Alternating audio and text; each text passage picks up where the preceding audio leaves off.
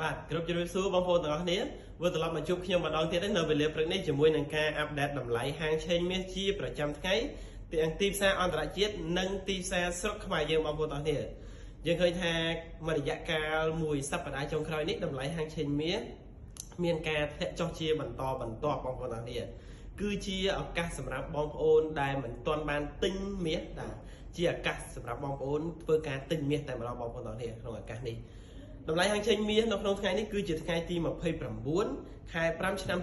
2025តម្លៃហាងឆេងមាសនៅក្នុងទីផ្សារអន្តរជាតិគេកំពុងតែធ្វើការទិញលក់នៅក្នុងតម្លៃ$3290នៅក្នុង1អោនគិតជាតម្លឹងវិញគឺស្មើនឹង$3963នៅក្នុងមួយតម្លឹងយើងគិតជាជីវិញគឺស្មើនឹង$396នៅក្នុងមួយជីផងដែរបងប្អូនទាំងអស់គ្នាបើគិតត្រឹមម៉ោងនេះបងប្អូនទាំងអស់គ្នា